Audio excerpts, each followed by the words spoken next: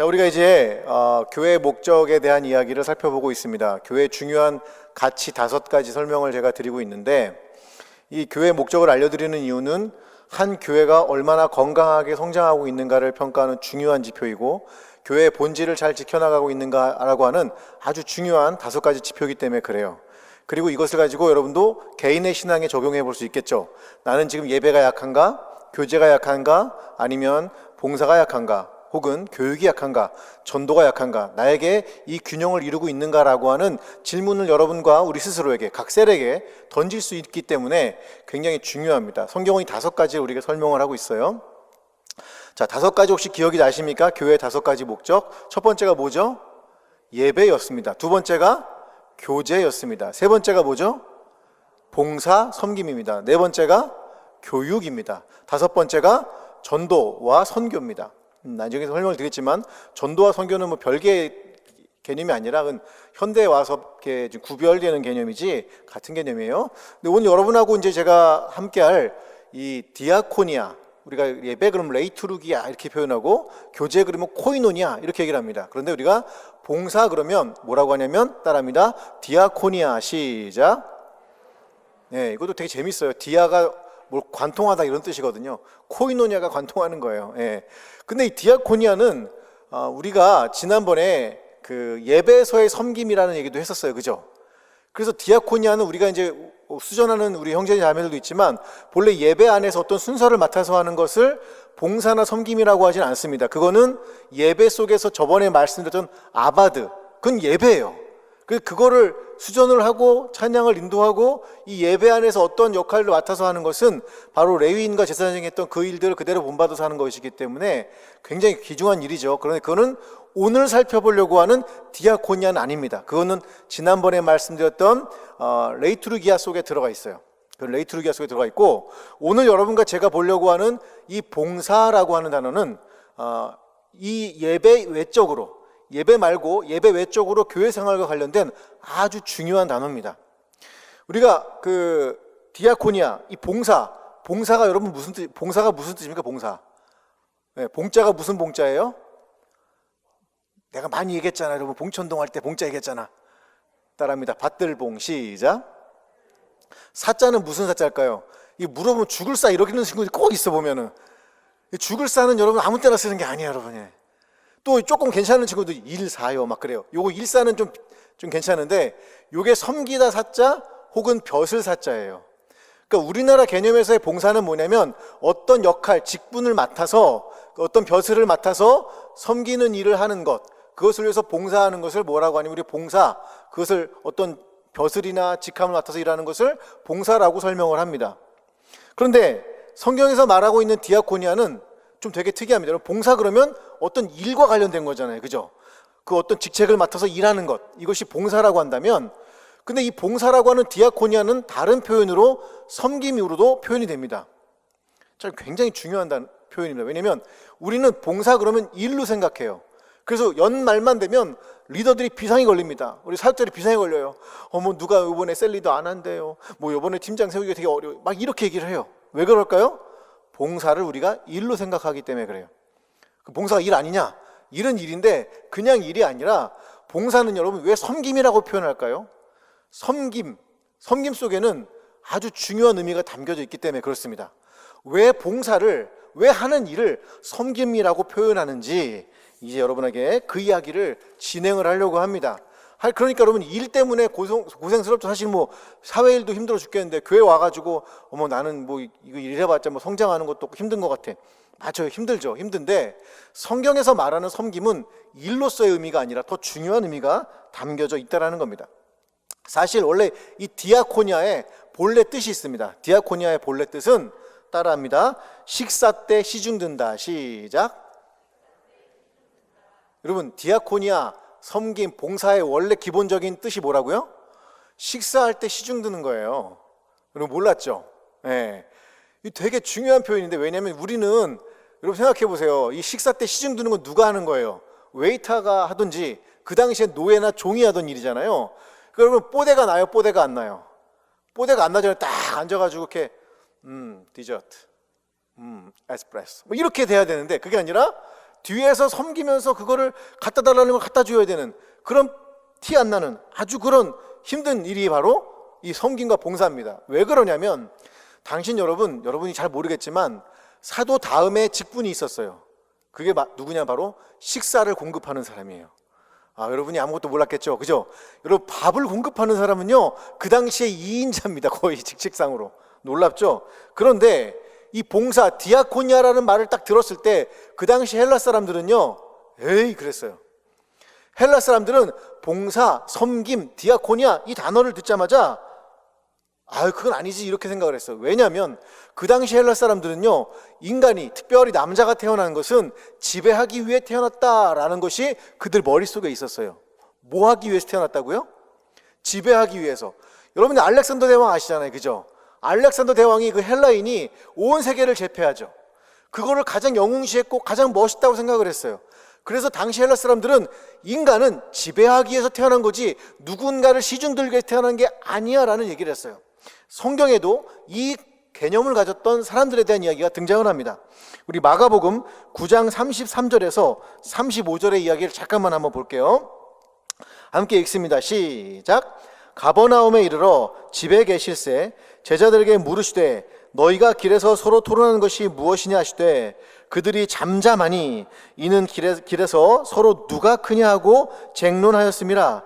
예수께서 앉으사 12제자를 불러서 이르시되 누구든지 첫째가 되고자 하면 뭇사람의 끝이 되며 뭇사람을 섬기는 자가 되어야 하리라 하시고. 여기 나오는 이 섬김 디아코니아, 이걸 잘 보십시오. 여러분, 지금 어떤 상황인지 아시겠죠? 예수님 집에 계셔서 지금 쉬시려고 그러는데 아까 예수님이 길에서 제자들이 막 싸운 걸 기억을 하신 거예요. 물어보십니다. 너희들 뭐 갖고 싸웠어? 이렇게 물어보신 거예요. 그 제자들이 얘기를 합니다. 저기 누가 큰지 갖고 싸웠는데, 이렇게 얘기를 말을 못 하잖아요. 근데 예수님 다 아시잖아요. 예. 누가 큰지 갖고 싸웠는데 말을 못 하는데 예수님은 아시는 거예요. 이미 그 제자들을 불러 모으십니다. 여러분, 제자들이 뭘 가지고 싸웠다고요? 누가 큰지, 누가 센지, 누가 높은지. 예수님이 이 개혁과 혁명을 성공하면 내가 어떤 자리에 오를지, 아니 이 제자들 중에서 누가 대단한 사람인지, 그거 가지고 싸운 거예요. 여러분, 그런데 주님은 뭐라고 말씀하십니까? 얘들아, 내가 말하는 길은 누가 큰지, 누가 센지, 누가 더 위대한지 그거를 논하는 그런 일이 아니야. 누가 더 큰 일 했는지 그 얘기를 하는 게 아니야. 그 주님 뭐라고 하십니까? 뭇사람을 섬기는, 디아코니아 해야 되는 사람이 된다라고 말씀하십니다. 여러분, 봉사는 일의 개념이 아닙니다. 여러분, 봉사와 섬김은 일의 개념이 아닌데 우리는 일의 개념으로 받아들여요. 왜냐하면 어릴 때부터 그렇게 익혔기 때문에. 하지만 주님은 그걸 새로운 인간관계에 대한 이야기로 합니다. 누구를 지배할 것이냐, 그게 아니라 내가 가지고 있는 것들로 누구를 섬기고 그들을 대접할 것이며 그들을 시중들 것이냐, 그 얘기를 하신 거예요. 이게 여러분 디아코니아의 가장 중요한 핵심입니다. 누가 크냐의 사회 속에서 주님이 누가 큰지 묻는 것이 아니라 누가 섬기는지를 질문하고 계시는 거예요.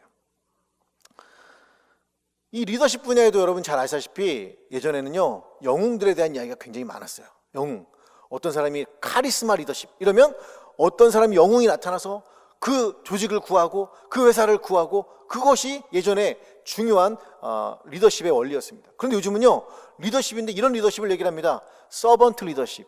여러분, 서번트가 뭐예요? 서번트? 종이란, 노예란 뜻이에요. 노예. 종의 리더십이 필요하다는 거예요. 로버트 그린리프라고 하는 사람이 그런 얘기를 했는데, 이걸 어떻게 알 수 있냐면 우리가 2002년도에 굉장한 일이 있었습니다. 물론 여기 2002년도에 안 태어나신 분도 가끔 있는데 너무 죄송합니다. 물론 한두 살 먹었던 분도 계셔서 기억은 못 하실 것 같은데, 저 정도 나이가 되면 2002년도가 그렇게 그리울 수가 없어요. 온 나라가 난리가 났죠.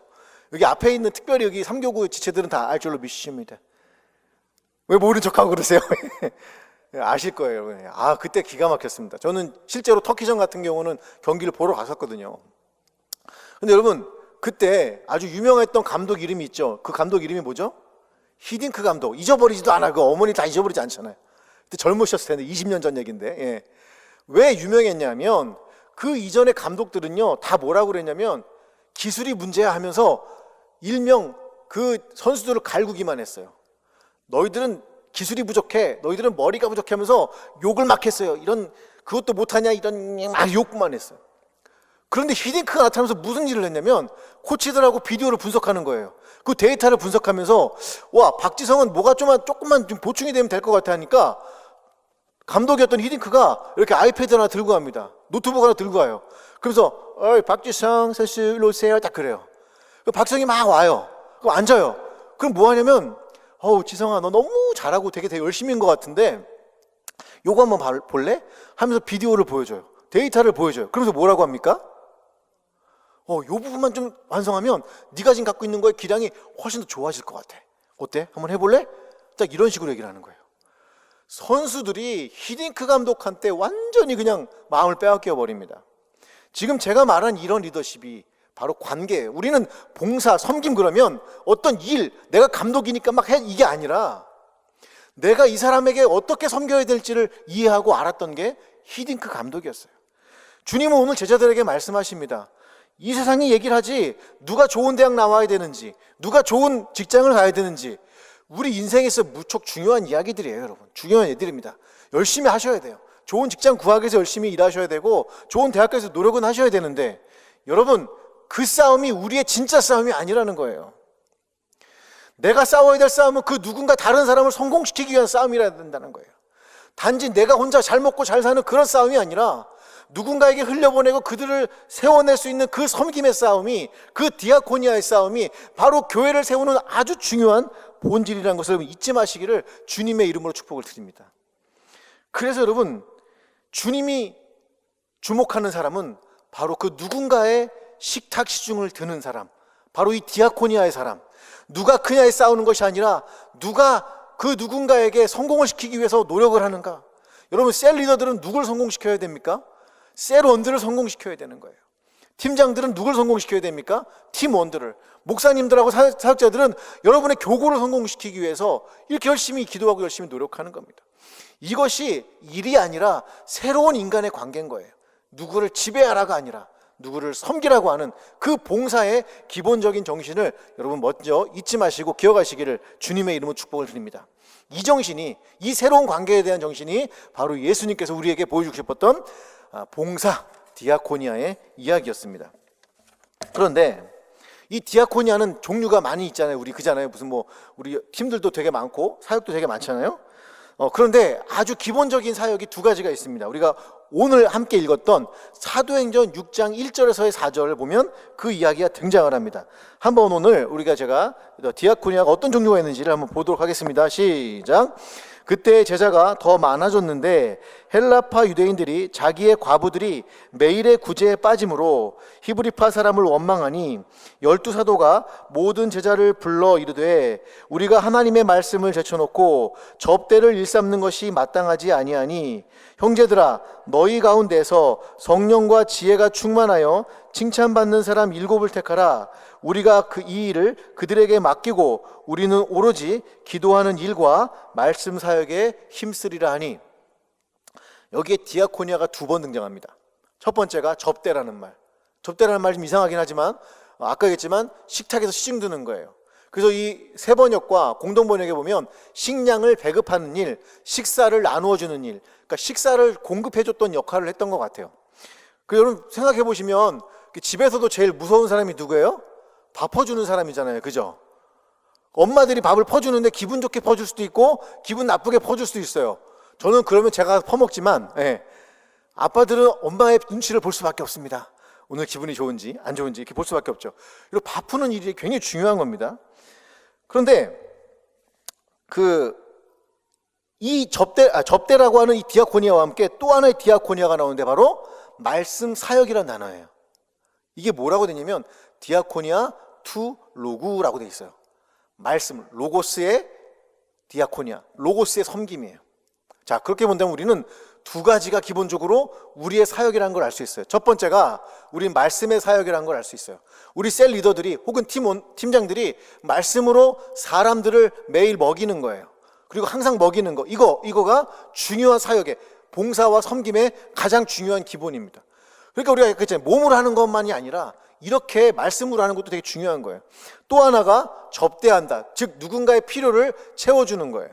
여기 나오는 이 헬라파 유대인들은 헬라어를 말하는 사람들이었고 히브리파 과부들은 히브리어를 말하는 사람들이었어요. 여러분, 일단 예루살렘에 있다 보니까 누구 편을 많이 들겠어요? 히브리 말을 할 줄 아는 사람들, 히브리 말만 하는 사람들을 조금 더 이렇게 주다 보니까 불평이 생긴 거예요. 그래서 사도들이 얘기를 합니다. 우리가 이제 이를 지금 구분하겠다. 7사람을 뽑습니다. 뽑아서 뭐라고 합니까? 너희들은 이렇게 식량을 배급하고 사람들에게 먹을 것을, 사람들의 필요를 공급하는 그 일을 책임져라. 우리는 말씀에 전무하겠다. 딱 이렇게 얘기를 한 겁니다. 그러면 여러분 그럴 거예요. 목사님, 항상 목사님 말씀을 전하셔야죠. 이렇게 얘기하실 수 있는데, 되게 재밌는 게 뭐냐면 여러분, 요거 얘기가 끝나자마자 스데반이라고 하는 분이 나타나서 뭐라고 하냐면 하나님의 말씀을 설교를 합니다. 여러분 잘 보세요. 구제하라고 딱 세워놨는데 그 사람이 뭘 해요? 설교를 합니다. 8장에 갔더니 빌립 집사라는 사람이 뭐 하냐면 사마리아에 가서 복음을 전하고, 하나님께서 공간 이동을 시키셔서 사막에 있는 환관에게 복음을 전하게 하십니다. 여러분, 우리는 섬김이라고 하니까, 봉사라고 하니까 나는 수전만 하면 되지, 그게 아니라 우리 모두가 함께 뭐 하는 자들이에요? 말씀으로 누군가를 섬기는 자들이에요. 복음으로 누군가를 섬기는 자들인 거예요. 복음으로 봉사하는 자들인 거예요. 때로는 그것들이 여러 가지 누군가의 또 필요를 채우는 역할을 동시에 해나가는 거예요. 교회의 봉사와 섬김, 아까 예배 안에서의 봉사와 섬김이 아니라 예배 밖에서 우리가 사는 신앙생활 안에서 우리는 말씀의 사역과 함께, 매일매일 말씀의 사역과 함께 뭐라고요? 누군가의 필요를 채워서 그들을 돕는 일을 해야 됐구나. 이게 바로 성경에서 말하는 디아코니아입니다.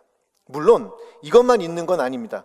에베소서 4장 11절과 12절을 보니까 여러 가지 얘기를 합니다. 한번 읽어보겠습니다. 시작. 어떤 사람은 사도로, 어떤 사람은 선지자로, 어떤 사람은 복음 전하는 자로, 어떤 사람은 목사와 교사로 삼으셨으니 이는 성도를 온전하게 하여 봉사의 일을 하게 하며 그리스도의 몸을 세우려 하심이라. 제가 주목하는 건 앞쪽이 아닙니다, 여러분. 앞에는 사도 얘기가 나오고 선지자, 여러분 다양한 모습으로 누군가의 필요를 채워주는 역할을 할 수가 있어요. 이런 디아코니아 일을 할 수가 있습니다. 주님은 당신의 살과 피로 우리를 채우시고 섬기셨죠.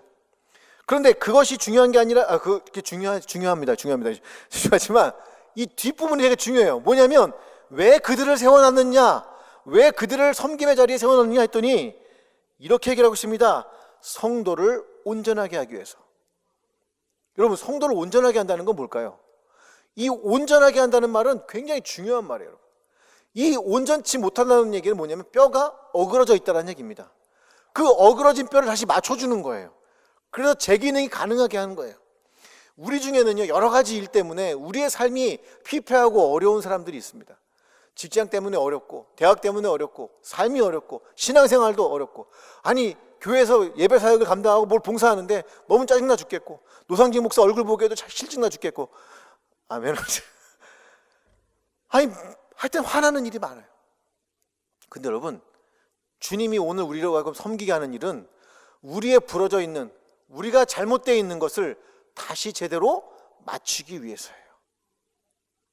그래서 위로하고 기도해 주는 거예요. 그래서 함께 하자고 말하는 거예요. 그래서 밥도 먹는 거예요, 여러분. 왜요? 어그러져 있는 걸 다시 돌려 맞추기 위해서. 그러면서 말합니다. 봉사 일을 하게 하며 그리스도의 몸을 세우게 하려 함이라. 여러분, 우리의 봉사는요, 일이 아니라 그리스도의 몸을 세우는 관계의 일이고 그런 자세들이에요. 우리가 해야 될 일은 내 기쁨이 충만한 것이 아니라, 물론 기뻐야 할 수 있죠. 그런데 비록 어렵고 힘들더라도, 내가 비록 어떨 때는 내가 이거 해야 돼 라는 마음이 들더라도 어긋난 성도들의 뼈를 맞추고 이 교회를, 거룩한 그리스도의 몸을 세워가는 그 일을 위해서 우리를 헌신하고 던져내는 것, 그것이 바로 이 디아코니아라는 것을 여러분 잊지 마시기를 축복을 드립니다. 어떤 모양으로 섬길 수도 있어요. 더 높고 낮음에 누가 크냐의 싸움이 아니라 우리가 지금 그리스도의 몸을 세우고 있는가, 내가 예배 봉사를 통하여서 그리스도의 몸을 세우고 있는가, 혹은 내가 하는 모든 사역들을 통해서 그리스도의 몸을 세우고 있는가, 이것이 우리가 오늘 우리 스스로에게 질문해야 되는 일입니다. 물론 이 역할을 할 때 조심해야 될 게 있어요. 그건 뭐냐면 이 섬김이 우리의 공로가 될 때 문제가 돼요. 제가 얘기했잖아요. 이게 일이라고 따지면 그 공로가 그러니까 섬김이, 디아코니아가 공로가 돼버려요. 유대인들이 그렇게 했거든요. 야, 내가 십자가 탑 얼마짜리 했는지 알아? 내가 뭐 어떤 거 얼마큼 냈는지 알아? 하면서 섬기는 그 일이 뭐가 됐다고요? 교회를 세워주고 성도를 온전하게 하는 것이 아니라 하나의 공로가 되어버렸다는 거예요. 저는 이럴 때 주님이 제일 슬퍼하실 것 같아요. 그래서 여러분과 제가 하는 일은 공로가 아니에요, 여러분. 섬김의 일은 공로가 아니라는 것을 잊지 마시기를 주님의 이름으로 축복을 드립니다. 이게 우리가 꼭 기억해야 될 일이에요. 제가 이번 주에도 굉장히 또 은혜를 많이 받았어요. 이제 금요일 날 이렇게 몇 분 하고 또 성경 공부하는 것도 있고, 또 이제 우리 그 삼교구에 우리 또 이렇게 한 자매님 오셔가지고 같이 얘기를 나눴는데, 결혼을 하고 남편도 열심히 지금 공무원도 하고 계시고, 뭐 걱정되는 건 별로 크게 있는 그런 집은 아닌데, 그래서 이 자매님이 뭘 하나 봤더니 강남역에 있는 노숙자들을 이렇게 먹이는 일을 하셨던 거예요. 저도 몰랐어요. 이번 주에 알았어요. 그래서 제가 지난주에 설교를 하니까 목사님 저희 그 일을 한번 몇 명하고 한번 해보고 싶습니다. 제가 지난주에 잠깐 얘기했었죠. 그러면서 이 강남역에 여러분 노숙자들이 있어요. 예. 교회 밖에 있는 그분들이 있어요. 근데 그분들을 위해서 제가 뭔가 좀 섬김, 봉사를 하고 싶습니다. 여러분 그걸 일이라면 하겠습니까, 여러분? 여러분 알바비 얼마 주면 할래요? 이건 안 되겠다. 또 얼마 좀 하겠습니다. 막 이런 사람 있을까 봐 제가 못하겠어요. 여러분 우리의 섬김과 봉사는 그런 게 아니란 말이에요. 누가 그 자매님에게 돈을 주겠어요? 자기 돈 내면서 하는 건데, 그 도시락을 자기 돈 내서 사는 거예요. 밥을 자기 돈 내서 푸고 자기 시간 내서 푸고, 그 노숙자들이 추운 데서 안 자게 하기 위해서 뭔가를 고민하고.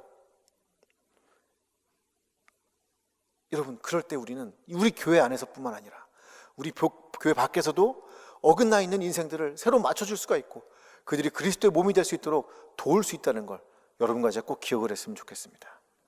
우리는 큰 자의 싸움이 아니라 이렇게 누군가를 섬기는 자의 싸움이 되는 것이 바로 여러분과 제가 교인으로서, 그리스도의 제자로서, 성령의 사람으로서 해야 할 일이라는 것을 여러분 기억하시길 바랍니다. 그러니까 아마 그럴 거예요, 여러분.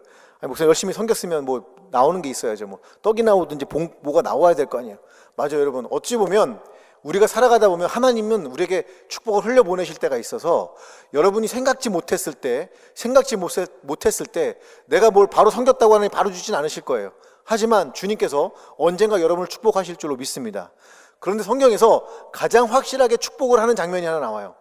여러분이 세상에 살아가면서 받을 축복 말고 이 모든 세상이 끝났을 때 그 섬기는 자들에게 주님이 주시는 축복에 대한 이야기가 나오는데, 그게 어디 나오냐면 누가복음 12장 37절에 나옵니다. 누가복음 12장 37절 한번 읽어봅니다. 시작. 주인이 와서 깨어있는 것을 보면 그 종들은 복이 있으리로다. 내가 진실로 너희에게 이르노니 주인이 띠를 띠고 그 종들을 자리에 앉히고 나와 수종들리라. 여러분 이게 무슨 얘기냐면요, 주님 말씀하십니다. 주님께서 재림하실 때, 주님이 재림하시면 누가 주인이에요? 주님이 제 주인이시죠. 그런데 그 종들에게 어떻게 하나 봤더니 종들에게 테이블에 앉힌대요. 상진아 여기 앉아 하면서 의자를 깨끗이 닦고 거기 앉힌대요. 그러면서 주님께서 여기다가 타올 하나 탁 걸치고서 말씀을 하신대요. 상진아 뭐 먹고 싶어? 이번 코스는 A 코스, B 코스, C 코스 있단다. 이렇게 물어보신다는 거예요. 그리고 주님께서 뭐 하시냐면 그 앉아있는 종들을 위해서 그들이 먹고 마실 수 있도록 뒤에서 시중을 드는 그 섬김을 하신다는 거예요. 저는 여러분 이 본문을 봤을 때 정말 충격이었어요. 이 본문을 본 지가 3년이 안 됐어요. 한 3년 전에 이 본문을 보면서 제가 충격을 받았어요. 아니 주님이 주인이시잖아요. 제가 천국에 가서 주님을 섬겨야죠. 아니 그게 아니고 내가 너를 섬길 거야. 내가 너를 내 테이블에 앉히고 내가 너가 식사할 때 내가 너의 종이 되어 섬길 거야. 그게 바로 내가 너에게 주는 약속이야 라고 하는데, 사실은 여러분 목사하면서 제가 너무 괴로운 일도 많지만 이 본문의 약속은 저에게 큰 감동과 울림이 있었습니다. 제가 비행청소년 생각하면서 이런 것도 많지만 하나님의 은혜가 이것 때문에 너무너무 감사했던 적이 있었습니다. 나는 내가 섬기는 거라고 생각했는데 이 섬김이 결국 주인인 주님께서 그날에 우리를 섬기고자 하는 그 섬김이구나. 그러면서 봤던 게 요한복음 13장이었습니다. 주님께서 그 제자들의 발을 씻기는 그 모습을 보면서 아, 주님이 우리의 발을 씻긴 게 바로 이 장면 때문에 그랬구나. 어쩌면 우리는 교회 공동체 안에서 누가 크냐의 싸움을 아직도 하고 있는지 모르겠어요. 의미가 없습니다. 누가 크냐의 싸움을 하고자 주님이 죽으신 게 아니었다라는 거예요. 주님은 우리를 섬기기 위해서 오셨고 십자가와 부활을 통해 다시 오심을 통해 우리를 섬길 뿐만 아니라 마지막 날 우리가 거기 갔을 때 그분이 주인이지만 종의 섬김을 통해 우리를 섬기겠다라고 약속을 하고 계십니다. 여러분, 앉아서 먹는 자와 섬기는 자 누가 더 큰 겁니까? 주님이 새롭게 제시하시는 이 디아코니아의 길을 여러분 영원히 잊지 않았으면 좋겠습니다. 디아코니아가 주는 정신을 잊어버리지 않았으면 좋겠습니다. 내가 무슨 사역을 한다고 뭔가라는 것이 아니라 이게 정말 제대로 섬기고 있는가를, 내가 주님 앞에 정말로 그 종의 심정으로 섬기고 있는가를 한번 살펴보면서 여러분의 삶을 이렇게 이뤄나가시기를 주님의 이름으로 축복을 드립니다.